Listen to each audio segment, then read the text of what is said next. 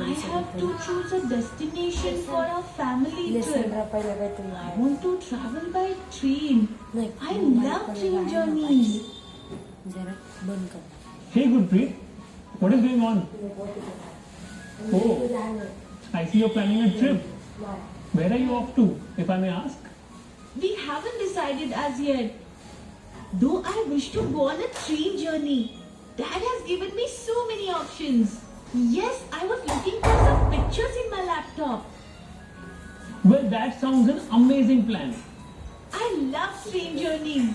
The railway tracks, oh, I love to see them from the window of the train. They appear to be meeting and seem to be never ending. I always wonder where they meet. Railway tracks. Do you know they are very special? Tell me, do they ever meet? No idea. Though I have never seen them meet ever. You're absolutely right, Gurpreet. Railway tracks are in fact perfect example of parallel lines. Yes, the lines of the railway track are parallel to one another. They do not meet. On the contrary, if the lines are not parallel to one another, they will eventually meet at some point and hence are called intersecting lines.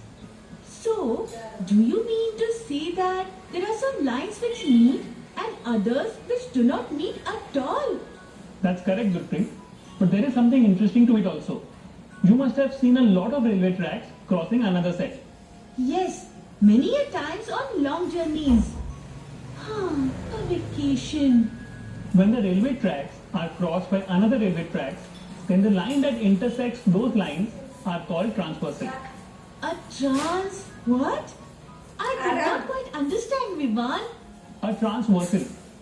When a parallel line, like a railway track, is intersected by another line, it is called a transversal. And a transversal makes several angles with the lines. Well, don't be so lost. Let's watch this video for a better understanding. Lines and angles are everywhere around us.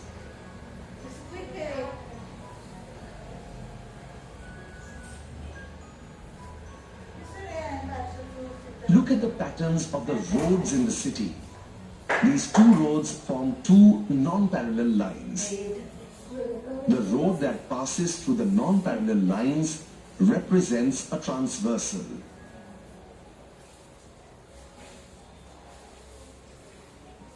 A transversal is a line that intersects two or more lines.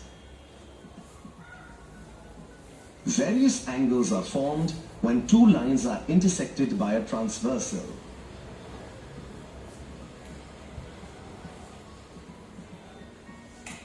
Angles C, D, E and F lie within the two non-parallel lines X and Y.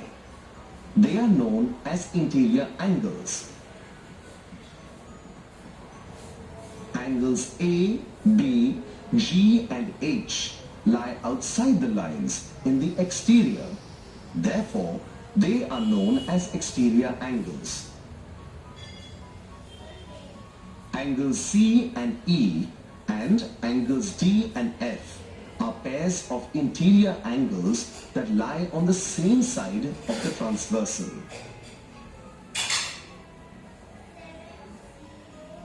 Angles C and F and angles D and E are interior angles. They lie on the opposite side of the transversal, hence they are alternate to each other.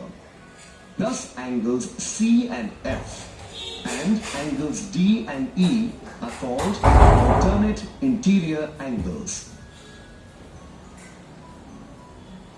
Angles A and H and angles B and G are exterior angles. They lie on the opposite side of the transversal, hence they are alternate to each other.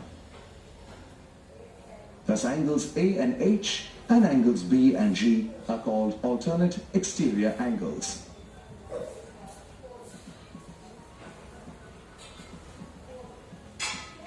Corresponding angles do not share a vertex and lie on the same side of the transversal. Four pairs of corresponding angles are formed by a transversal intersecting two lines.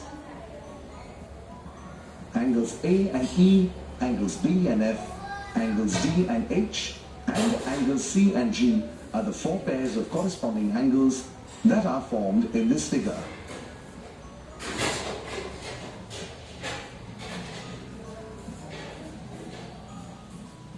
I was to explore places to visit and you took me to a tour of angles. What an amazing explanation. Thanks, Vivan. I now understand a bit of it. You are always welcome, Gurpreet. Remember, when two parallel lines are cut by a transversal, many types of angles are formed. The transversal intersects two parallel lines and these 8 angles are formed. Can you name the interior and exterior angles from this figure? Let me think. Interior angles are within the parallel lines. So they are angles 3, 4, 5, 6.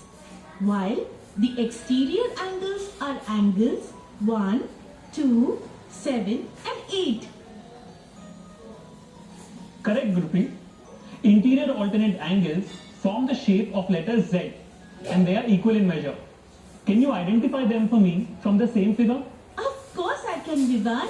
I can identify a Z. Here are the interior alternate angles. The first pair is angle 3 and angle 6. The second pair is angle 4 and angle 5. And the exterior alternate angle pairs are angle 2 and angle 7. And angle 1 and angle 8. And I know that angles in each pair are equal. Great going, Gurpreet. Now how about identifying the corresponding angles for me? Corresponding angles. They form an F, right? So the corresponding angles are angles 1 and 5, angles 3 and 7, angles 2 and 6, angles 4 and 8. Wow, Gurpreet, you're simply getting better. So we have understood that if two parallel lines are cut by a transversal, each pair of interior alternate angles is equal. Each pair of corresponding angles is equal. Each pair of exterior alternate angles is equal.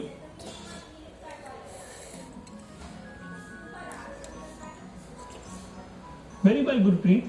Having learned these angles so well, let's discuss this picture using the angles we have learned. It looks like the map of some locality. It also looks like the two horizontal roads are the parallel lines and the intersecting road is a transversal. Wow! It never occurred to me earlier. Yes, it is indeed. You have to observe the map and give me the details about the places I asked you about. Okay, here is the first one. What can we say about the fire department, grocery, school and pet store? The fire department, the grocery store, the school And the pet store are all outside the given parallel lines. so they are at the exterior angles. Alright, you have got that correct. Okay, next one. Which buildings comprise the interior angles? Interior angles. Okay. The police station, the deli, the bakery and the ice cream parlor. All of them form the interior angles. Amazing, Gurpreet. I'm proud of you. Okay, a little more. Now, identify the structures that form the interior alternate angles from the map. The interior alternate angles form a Z. The two pairs are the police station and ice cream parlor. And the other one will be the deli and the bakery. Well done. One last time, look at this picture and observe carefully. What do you notice? Let me see. Is it that all the angles marked with the same color are corresponding angles? Gurpreet, looks like you're using your detective sense. You are right this time again. You know, Vivan, I have seen so many maps in my detective stories, but it never occurred to me that there are so many angles hidden in there. Now I will choose a destination looking at the map with my dad's help and surprise him with my knowledge of angles. Can I go, please? Of course you may. But do you mind summarizing the topic with me, please? Why not? I'm ready.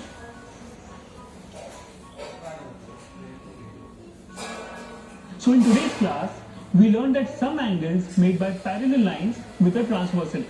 We learned that parallel lines are lines which do not intersect each other.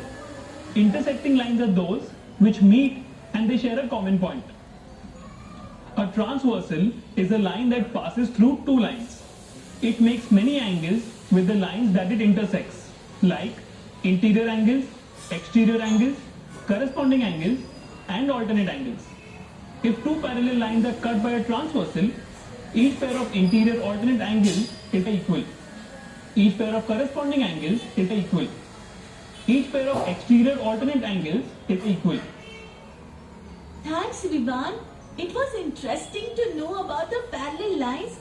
And off I go to share it with my dad and make plans for our trip. Bye, Vivan. Bye Gurpreet and enjoy your trip.